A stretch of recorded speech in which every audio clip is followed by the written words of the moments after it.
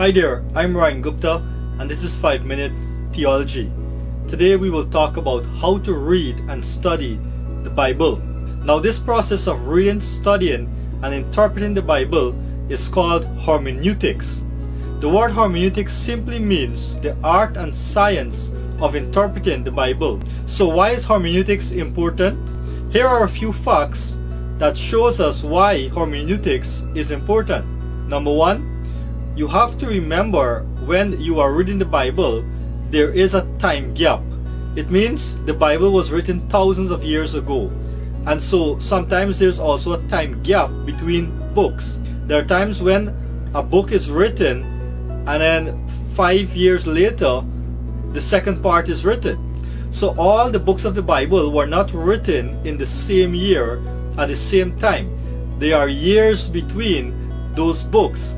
So taking time gap into consideration is very important in good interpretation of the Bible because things change over time.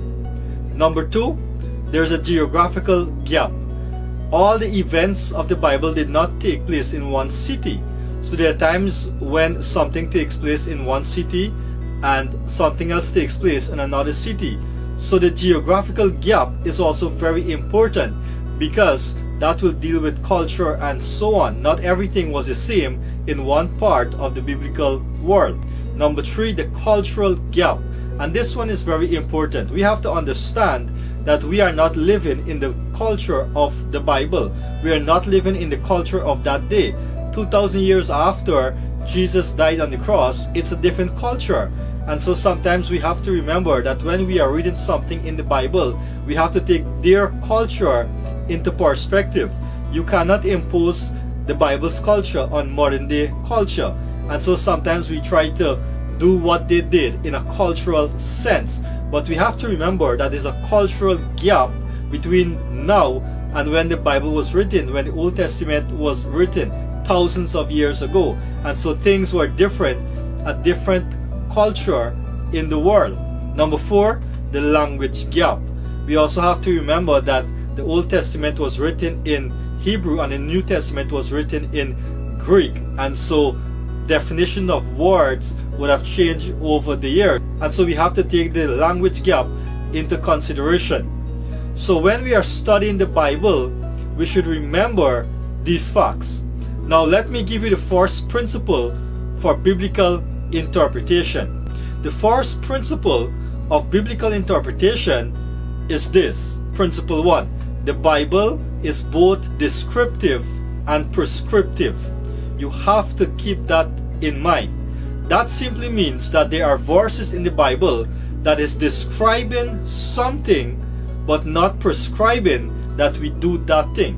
Or put it like this, the passage is recording an event or a person's actions or their words, but it is not recommending that we follow that person's action. The Bible is just recording what they did. So that's descriptive. It's not prescribing that we do it. Let's look at one example. Let's look at 1 Kings 11:3. It reads, "He had 700 wives of royal birth and 300 concubines, and his wife led him astray." Now, when you read that, you may say, well, the Bible said that Solomon had 700 wives, and so the Bible is approving it. The Bible is telling us that we can do so as well. But this passage is a descriptive passage. It's not a prescriptive passage. This passage recorded what Solomon did. It's not recommending that we do it because the Bible is also a historical book. So in passages like these, we apply the hermeneutical principle of prescriptive and descriptive. So again, the Bible is not prescribing that it's okay for a man to have 700 wives, but it is describing what Solomon did. It's not recommending that we do it, it's recording that Solomon did it. So it's very important to know when a passage is descriptive and when it's prescriptive in nature. In our next video, we will talk about another principle of Bible interpretation.